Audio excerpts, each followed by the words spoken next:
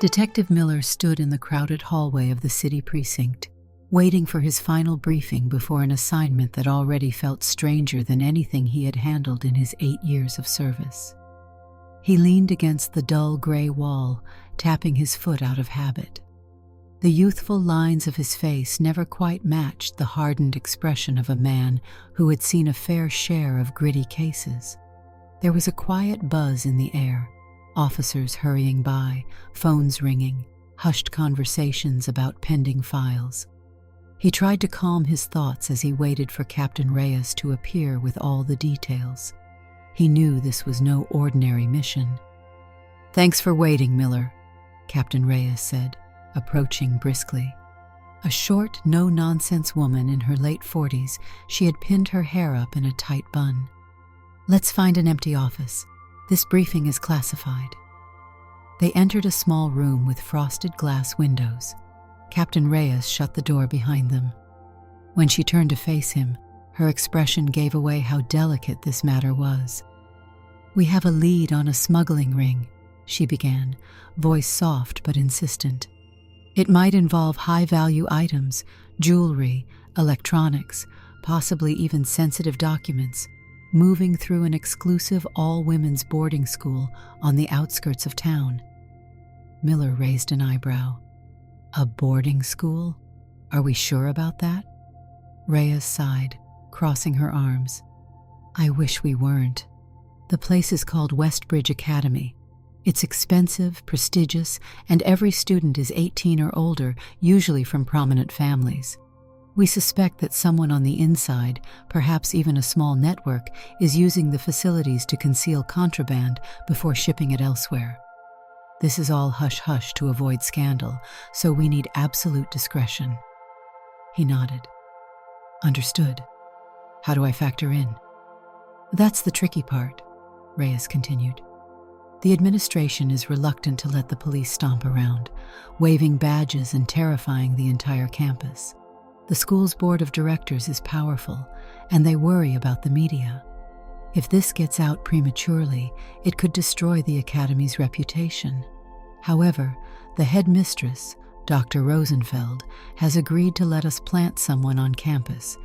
We need that person to be close enough to the students and staff to gather intel. We chose you because of your younger appearance and past undercover success." Miller set his jaw. "I'll do what's needed, but what's the plan?" "They'll bring you in as a substitute teacher. You'll be there under a new name and identity.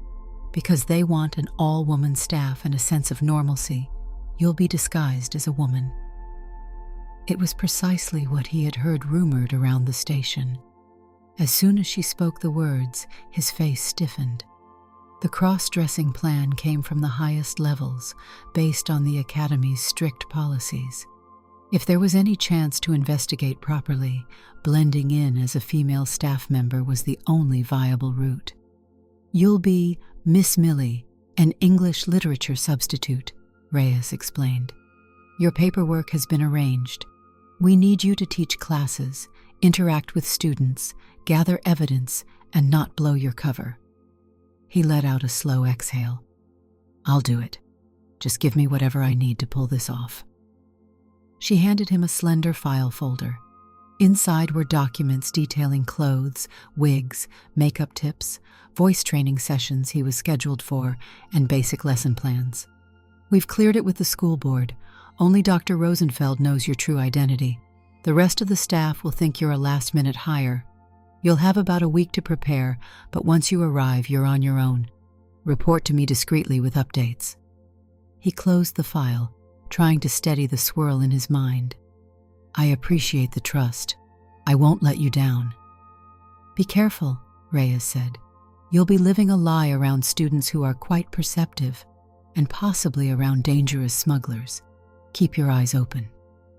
He left the precinct that evening with the weight of a new persona on his shoulders. The next week became a blur of voice exercises, practicing more delicate gestures, learning to walk with a certain grace, and testing countless outfits. A small squad of forensic staff and specialized officers guided him through the transformation. Each day, he dressed up, practiced speaking, and tried to memorize how Miss Millie might behave. At first, it felt awkward beyond description. However, as he refined the voice pitch, managed the posture, and studied his reflection carefully, he began to see a new person taking shape. Finally, the day arrived for him to drive to Westbridge Academy. The academy was located about an hour from the city, surrounded by high stone walls, manicured lawns, and wide open fields that gave the campus a stately, secluded air. A wrought iron gate, emblazoned with a crest featuring an old-world letter W, guarded the main entrance. He pulled up in a modest car, wearing a blouse and a long skirt that somehow felt all too real. He checked his reflection in the rearview mirror, ensuring that the wig was secured and that the subtle makeup hadn't smudged. "Showtime," he muttered, suppressing his nerves. The gates swung open, and he proceeded down a tree-lined driveway. Lush grounds spread out on either side, dotted with walking paths, old oak trees, and gardens in neat rows. At the end of the driveway stood the main building, an imposing structure of brick and ivy. Dr. Rosenfeld, a tall, upright woman in her mid-50s, stood waiting on the grand steps. "Welcome," she said in a warm but guarded tone, extending a hand. "I'm Dr. Andrea Rosenfeld, headmistress of Westbridge Academy. You must be Miss Millie." He offered his best attempt at a genteel nod, aware of the feminine persona he was meant to maintain. "Yes, thank you for having me on such short notice." She gave him an assessing look. Though polite, her sharp gaze hinted that this arrangement was not her ideal scenario. Still, she stepped aside to let him enter. A large foyer with polished floors stretched out, and at the far end, tall windows let in beams of sunlight. Students in neatly pressed uniforms moved through corridors, chatting or rushing to classes. Dr. Rosenfeld led him into her office off to the right. Soft chairs, a wide mahogany desk, and shelves crammed with old books gave the room a traditional feel. She closed the door. "I've set up a private faculty apartment for you," she explained. "It's adjacent to the English department offices, so you'll have some privacy. You'll begin teaching tomorrow. Literature for seniors specifically. They're all 18 or older, part of our advanced track. I'm sure you're prepared. We need you to act just like any other new teacher. Keep a low profile. Beyond that, do your job. And remember, no one must suspect a thing." He nodded, smoothing his skirt over his knees. The small mannerisms were coming more naturally now, even if they still felt foreign. "Thank you. Do you have any specific leads or anything I should watch for?" She shifted in her seat. "There have been rumors about contraband passing through certain dorms. Students sometimes complain about suspicious packages or locked closets in restricted areas. I've tried to investigate quietly, but everyone clams up. Watch the staff, too, particularly Mr. Devons, our groundskeeper, and Ms. Holloway in finance. Both have unusual connections outside the academy that raised suspicion, but it could be anyone." "Understood. I'll keep an eye out. If I gather any intel, how should I contact you?" Rosenfeld pulled a slip of paper from a desk drawer and handed it to him. "This is my private line. Do not leave voicemail messages. Call only at night if it's urgent, or speak to me in person. And for everyone's sake, be discreet." He left her office with a sense of gravity. As he navigated the corridors, ignoring fleeting, curious looks from students, he found the faculty wing and let himself into the small apartment. It was modest, just a sitting area, a desk, a compact bedroom with an ensuite bathroom. Several boxes of study guides and literature textbooks were piled in the corner. He let out a long breath, setting his handbag on a nearby chair. This was home now, at least until he cracked the case. The next morning, he rose early, carefully styled the wig, did his best to fix makeup under harsh bathroom lights, and dressed in a modest blouse and skirt combination. A pang of unease hit him. He remembered the strong figure he was used to seeing in the mirror: broad shoulders, short cropped hair, plain suits. Now the reflection was a woman with a carefully sculpted appearance. It was surreal. As he entered the first classroom, about 15 students were already seated in neat rows. They wore typical academy uniforms: pleated skirts, white shirts, dark blazers, each with the Westbridge crest on the pocket. He approached the teacher's desk, trying not to trip in the low heels he had picked out. A hush fell over the room. "Good morning, everyone," he said in the higher pitch he had practiced. "I'm Miss Millie, your new literature substitute. I'll be with you for the rest of the semester." Some students murmured polite greetings. Others watched him with open curiosity. One young woman with sharp eyes in the front row raised her hand. "Yes?" he asked. "Are you from around here?" she asked. "We heard you came in last minute." He smiled, grasping for a simple explanation. "I've moved around quite a bit. I'm originally from out of state, but I've taught at various places. Let's just say circumstances aligned perfectly." She nodded, apparently satisfied. Once introductions were over, he handed out a short reading assignment, choosing a collection of classic poems for discussion. His approach to teaching was genuine. He had always loved reading, and he found that speaking confidently about literature helped him slide into character more naturally. By the end of that class, he almost felt comfortable, if somewhat wary of every glance or question that probed deeper than it should. Over the next few days, he worked to blend in.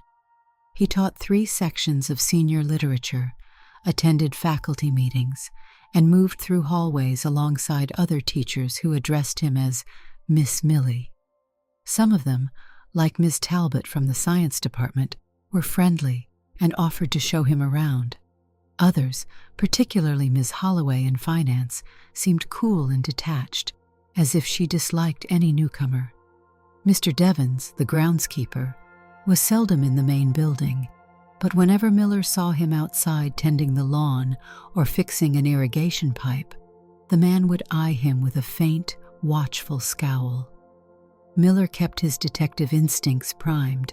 He listened for rumors, paying attention to casual remarks in the teacher's lounge. He noticed that Miss Holloway often left campus during odd hours and rarely shared details about her responsibilities. Then there was Mr. Devons. He would vanish for long stretches in the afternoon. More than once, Miller saw Devons reappear, sweaty and grim-faced, walking away from one of the old storage sheds near the edge of campus. Late one evening, Miller decided to explore. He slipped out of his faculty apartment, wearing dark slacks and a hooded sweater borrowed from a drama club closet, leaving behind his usual disguise. If someone discovered him prowling around, it would be easier to make a swift getaway without tottering in heels. He avoided the main paths, circling behind the dormitories, searching for signs of unusual activity. Each step across the damp grass reminded him this was a delicate mission. One misstep, and the entire infiltration could collapse. He reached the storage shed he had seen Devons lurking around. It was a squat structure with chipped paint on the sides, situated beneath a large oak tree. He tried the door, locked. Leaning in, he pressed his ear to the weathered wood. Aside from the nocturnal chirp of crickets, there was no sound. He glanced around, then moved to a side window. Although small, it was just large enough for him to peer through. Inside, he saw stacked crates and shelves, nothing immediately incriminating, but a small metal container on a central table caught his eye. It was too dark to read any labeling. Before he could investigate further, he heard footsteps on the gravel path. Quickly, he ducked behind the shed. Dim light spilled around the side of the building. The footsteps paused. He could hear a gruff sigh. Miller risked a glance. It was Mr. Devons, a ring of keys in his hand, scanning the area. The caretaker took a step closer, then turned away. Miller held his breath. Devons continued toward another building, apparently satisfied no one was there. Miller swallowed and decided it was too risky to linger. He crept away under the cover of darkness. Back in his apartment, he vowed to try again another time with better lock-picking tools or a valid excuse to search the shed in daylight. In his role as Miss Millie, he gradually built rapport with some of the students. Though they were all adults, ready to graduate, many were still reliant on the academy's structured environment. He kept an especially watchful eye on Jade, the outspoken young woman he had met on the first day of class. She was bright and eager, with a habit of lingering after class to chat about novels. Something in the earnest way she spoke reminded him why he had become a police officer in the first place, to protect those who might stumble into dangerous territory. One afternoon, Jade approached him after everyone else had left. She clutched a folder with her essay on early modern poetry, but her expression revealed a deeper worry. "Miss Millie, I need to tell you something," she began quietly. I'm concerned about one of my dorm mates, Sophie. She's been acting odd, missing curfews, meeting people outside the gates. I don't want to pry, but last night I saw a strange package in her closet, wrapped in heavy plastic, all sealed up. She quickly hid it when I walked in. I'm worried she might be involved in something dangerous. Miller kept his face calm, though his pulse quickened. "I'm glad you told me," he said. "Have you mentioned this to any other teacher?" She shook her head. "I don't want to get her in trouble if it's nothing, but if it's something big, I feel like I should speak up. You're the only one I trust right now." He placed a reassuring hand on her shoulder, remembering to keep his voice gentle. "You did the right thing. For now, keep an eye on her from a distance. If anything more suspicious happens, let me know. I'll see if I can quietly help." His mind raced after Jade left. If students were being used as couriers, it would explain how contraband was circulating. Sophie might be knowingly involved, or perhaps being manipulated by someone in authority. As the weeks passed, Miller discovered more unsettling details. Ms. Holloway apparently oversaw the academy's finances, as well as certain imports of goods for campus events. She had an office cluttered with ledgers, shipping receipts, and locked filing cabinets. Miller noticed that her name came up whenever deliveries arrived after standard working hours. According to the campus staff, she had final authority on large orders. Meanwhile, Devons seemed to be the one physically moving boxes around. Several times, Miller observed him loading or unloading unmarked crates near the back of the property. Between teaching responsibilities and surreptitious detective work, his stress mounted. The psychological strain of maintaining a fabricated identity took a toll on him. Each morning, he meticulously got ready, adopting the air of a calm, refined woman. Each evening, he worried that someone might have noticed his facial features or the subtle shift in his voice if he slipped. Worse, he had to contain his growing attachment to certain students who confided in him. They saw him as a friendly teacher, never suspecting he was there on a mission to root out a crime. Sometimes he wondered if the daily strain was worth it. But then he remembered that unsuspecting students might be endangered by this smuggling ring. One late afternoon, Dr. Rosenfeld called him into her office. She stood behind her desk, looking troubled. "I heard from Jade," she said, nodding for Miller to close the door. "She mentioned that Sophie's been acting strangely and might be in possession of illegal goods. I've done some discreet questioning myself. It seems Ms. Holloway has been giving Sophie a kind of allowance, unusually large sums in exchange for personal errands. Sophie is from a less affluent background compared to many others here, so maybe she was vulnerable to such an offer. We need confirmation, but it looks suspicious." "Any idea where these errands lead?" he asked. Rosenfeld tapped her desk. "Not yet. We must proceed carefully, or Holloway might sense we're onto her. Also, I suspect Devons is part of this. He's often seen transporting crates, but I have no proof to present to the board or the authorities. If we make a false move, they'll shut us down. We need hard evidence." Miller took a deep breath. "I'll dig deeper. I might also try searching Ms. Holloway's office when she's away. There could be incriminating documentation." The headmistress agreed. "But be cautious. If they realize your identity, we lose any advantage." In the days that followed, Miller waited for the right opportunity. Finally, on a Saturday afternoon, Ms. Holloway left campus, presumably for one of her weekend errands. Miller, wearing a carefully chosen outfit that allowed for quick movement, headed to the finance office. He tried the door, locked, as expected. Checking the hallway to ensure no one was watching, he deftly used a small lock-picking kit. It took a tense minute, but the door clicked open. Inside, the office was tidy except for a few piles of papers. He started with the desk drawers, searching for shipping invoices, unexplained receipts, anything that might link Ms. Holloway to illegal activity.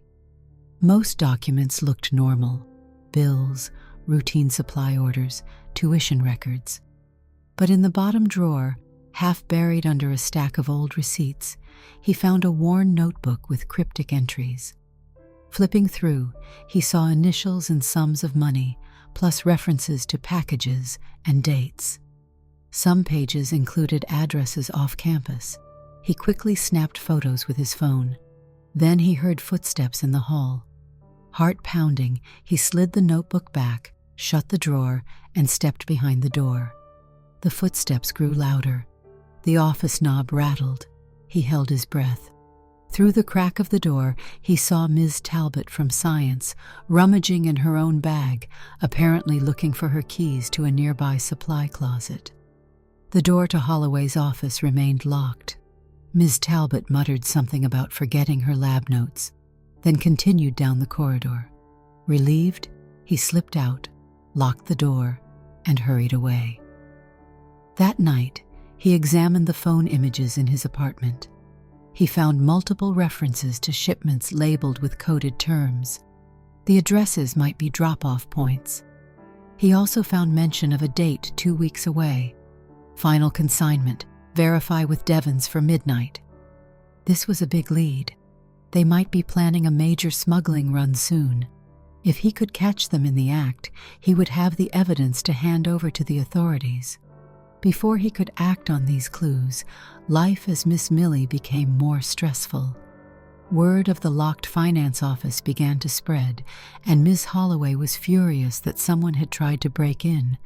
She conducted her own mini-investigation, cornering staff members and demanding to know who had been snooping around. Meanwhile, Jade confided again that Sophie seemed more agitated, often leaving the dorm after curfew. One evening, Jade pulled Miller aside in a deserted hallway, her eyes filled with worry. "I followed Sophie to the back gate," Jade whispered. "She met Mr. Devons there. He gave her a small package and they drove off in a van. When they returned hours later, Sophie looked nervous. I don't know where they went. This is bad, isn't it?" Miller kept calm. "Thank you for telling me. Whatever you do, don't confront her about it. Let me handle this." He spent the next few days discreetly tracking Sophie's comings and goings. Late one night, he watched from the shadows as she slipped out of the dorm, got into a dark van driven by Devons, and left campus. Miller jumped into his own inconspicuous car, a battered sedan borrowed from the precinct for undercover ops, following at a safe distance. The van drove into the city's industrial district, stopping near a large warehouse. From behind a nearby stack of pallets, he watched Devons and Sophie unload sealed boxes.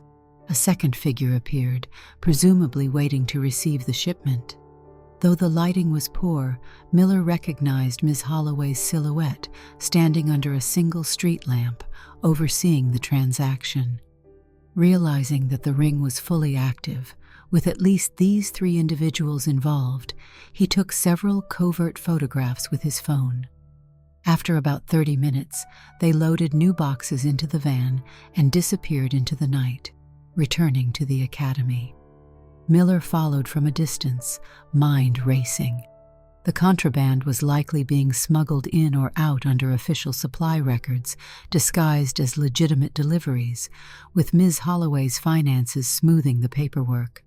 The caretaker handled the grunt work, and a vulnerable student like Sophie was perhaps coerced or bribed into helping. This was the ring he had been sent to uncover. Still, he needed the perfect moment to bust them. A single set of blurry photos in a dimly lit alley might not be enough to get airtight charges. The date from Ms. Holloway's notebook loomed closer, marking a final consignment. Miller guessed that was the big shipment. If he could catch them red-handed that night with a clear vantage point, the evidence would be undeniable. The strain grew worse. Every morning, he returned to the role of Miss Millie, leading literature discussions, smiling politely at staff meetings, all while feeling the heavy burden of secrets. Jade grew increasingly anxious about Sophie. Dr. Rosenfeld waited for an update, but he had to remain patient. The ring's final consignment night arrived with a sense of foreboding. He planned meticulously, telling Dr. Rosenfeld to prepare discreet backup if needed, and giving a subtle text to Captain Reyes, who agreed to have a small team on standby, ready to intervene if the suspicion proved correct. The clock in his faculty apartment read 11:30 when he slipped out, dressed in black slacks, a black turtleneck, and running shoes. He had bound his wig and pinned it beneath a dark cap, so from a distance he might look like any male prowler. That alone was risky if someone recognized him. He crept across campus, hugging the shadows. The air was cold, a brisk wind cutting through the old oak trees. At the rear of the property, near the storage sheds and maintenance garage, he saw a faint glow of flashlights. Hiding behind a thick hedge, he peered out. Devens was loading crates onto a covered flatbed truck.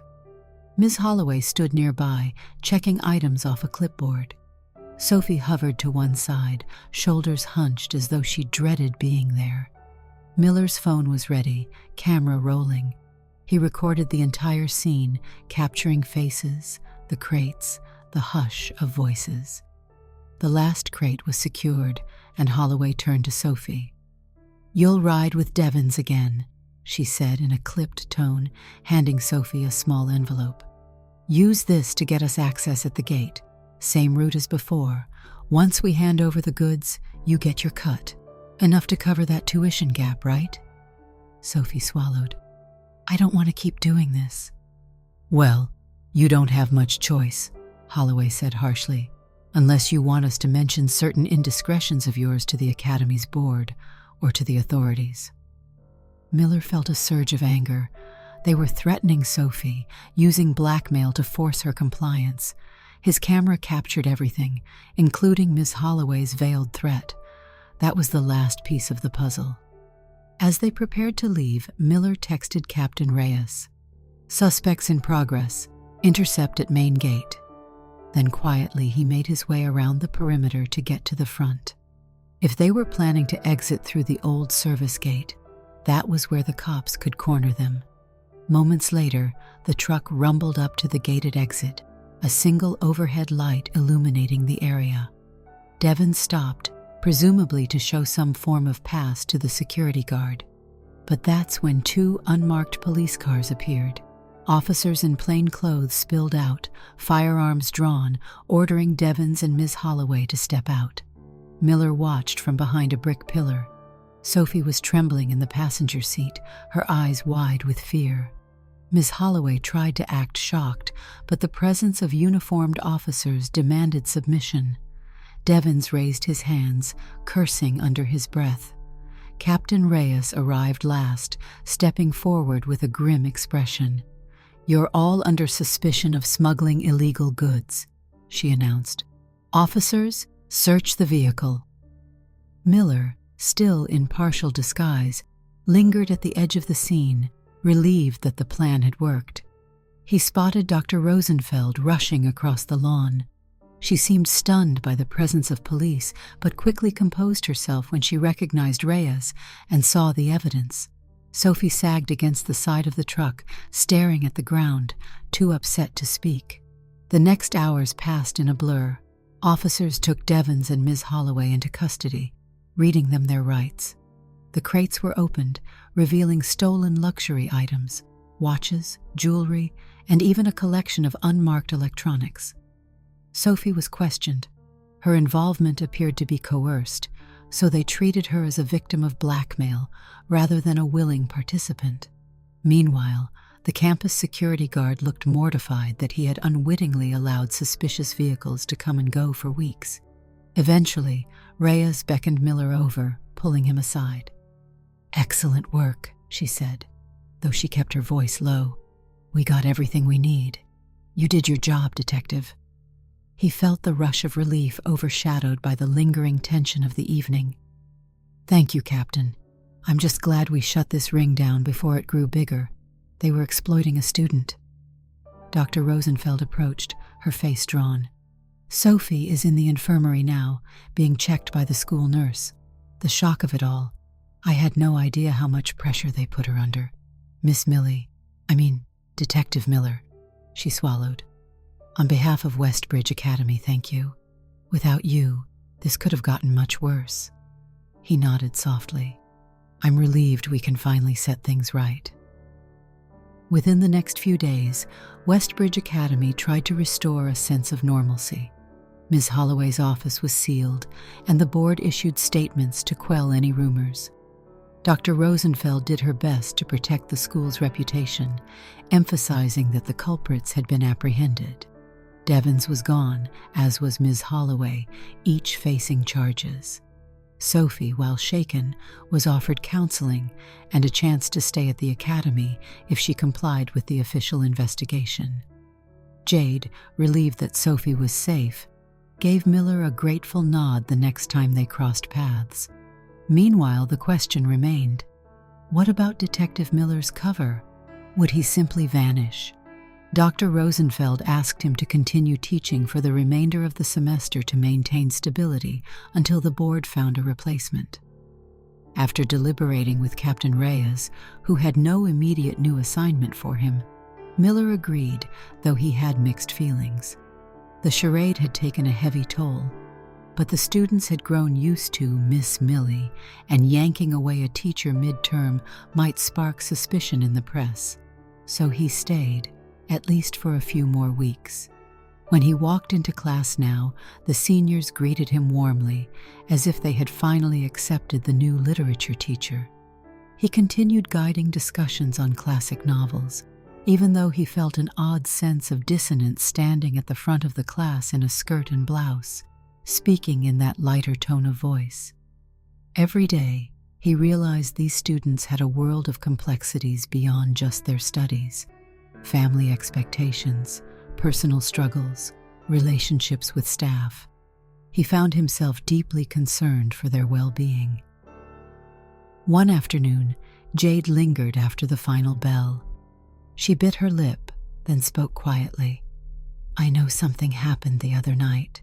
The police cars, Ms. Holloway disappearing. Everyone has theories. They say you were somehow involved, Miss Millie. Is it true?" He looked at her, momentarily at a loss. "I helped prevent something illegal from happening," he finally answered, choosing his words carefully. "That's all I can say." A flicker of gratitude moved across her face. "I just wanted to say thank you. I don't know all the details, but Sophie told me enough. She's upset with herself for getting caught up in it all, but I think she'll be okay now." He nodded, the lump in his throat making it hard to speak for a moment. "Tell her she can still talk to me if she needs to. And you as well, Jade. My door is always open." She left, satisfied, and he took a moment to breathe. This entire mission had started as a straightforward infiltration, but it had touched him in unexpected ways. The students were a reminder that even within privileged environments, there were vulnerabilities that criminals could exploit. He had witnessed firsthand how easily someone like Sophie could be targeted. At the semester's end, Dr. Rosenfeld arranged a private farewell. By then, the board had hired a new teacher, a woman who was fully qualified and not an undercover detective. The final day of class was unremarkable at first. The seniors turned in their final essays, said polite goodbyes, and filtered out of the room. But Jade gave him a card, signed by most of the students, thanking Miss Millie for making literature so engaging. He smiled as he read their sincere notes. Some wrote about how they now appreciated poetry more, some mentioned that class discussions had been enlightening, and a few simply said it was fun to have him as a teacher. For a moment, he forgot the entire disguise. He simply felt proud that he had managed to teach them something of value. That afternoon, in Dr. Rosenfeld's office, he formally said goodbye. She clasped his hand. "You've been a remarkable asset. I never thought an undercover operation like this could succeed so smoothly. You not only helped unearth a smuggling ring, but also contributed to the students' academic life. The board insisted on keeping your real identity under wraps officially. The rumor will spread is that you were a temporary faculty member returning to another institution." Miller appreciated her understanding. "That's for the best. Less attention for the academy, and for me. Thank you for trusting me, and for looking out for the students." She walked him to the entrance, where a taxi was waiting. At the base of those grand steps, he paused to look back at the sprawling campus, ivy-covered walls, tall windows, manicured lawns. He remembered how imposing it had seemed on his first day. Now, it felt oddly familiar. He thought about Jade, Sophie, and the other students who had come to see him as a mentor in the classroom. He thought about the nights he had paced in his cramped apartment, worried about being exposed. It was over now. When he stepped into the taxi, the driver gave him a polite nod. He still wore the wig and blouse, but once he left the academy grounds, he could finally shed that persona. He wasn't sure how it would feel to be himself again, to walk the city streets without adopting a higher voice or second-guessing every mannerism. The ride back to the precinct was quiet. When he arrived, he walked down a narrow hallway to the plain restroom he had used so many times. In front of a large mirror, he carefully removed the wig, running a hand through his short hair. His reflection emerged in its natural form, free of makeup, and it was as though he had become reacquainted with a close friend he hadn't seen in weeks. He returned to his desk. Captain Reyes stepped out of her office, gave him a curt nod, and patted him on the shoulder. "We've got confessions from Devons and Ms. Holloway," she said. "Plus your photos, statements, and footage. It's a closed case. Good work, Miller." He allowed himself a rare grin. "Thank you, Captain." Time passed. The trial against Holloway and Devons was swift and conclusive. Sophie testified, explaining how they had exploited her desperation for tuition money, how they cornered her with threats. The press got hold of some details, but never uncovered the depth of the deception about the disguised detective. Westbridge Academy continued its operations with minimal scandal, relieved to have parted ways with the criminals involved. The ring's network in the city was disrupted, saving potential victims from further manipulation. Back at the station, Detective Miller's colleagues would occasionally tease him in good humor. "Hey, Miss Millie, you going to read us some poetry?" someone would joke. But underlying the ribbing was respect. Miller had shown extraordinary commitment and nerve, going undercover in a difficult scenario. Despite the initial awkwardness, he had accomplished the mission with skill. One day, an envelope with the Westbridge Academy seal arrived at the precinct. Inside was a letter from Dr. Rosenfeld, thanking him once more for what he had done, and for the difference he had made to the students in such a short time. Enclosed was a photograph of the senior literature class on the last day of term. Miller, in his Miss Millie guise, stood at one side, smiling amid the group of graduates. He held the photograph for a long time. In that picture, no one would suspect the truth behind that poised figure in the blouse and skirt. They only saw a caring teacher. He realized that despite the stress, he had forged a bond with those students. They might never know his real identity or that he was there on official police business, but he hoped they would remember the lessons they had shared. In the weeks that followed, life returned to normal for Miller. He investigated new cases, handled follow-up interviews for others, yet he couldn't help feeling changed by what he had experienced. Undercover work always demanded stepping into another life, but this role had forced him to question the lengths he would go for justice. Reflecting on those tense encounters, when he nearly slipped, when he saw how easily students could be manipulated, he understood more deeply the vulnerability that can exist in controlled environments, no matter how prestigious they appear. Criminals can slip in anywhere. Still, he was proud of the outcome. The smuggling ring was dismantled, Sophie was safe, and the academy would hopefully implement tighter checks to prevent future incidents.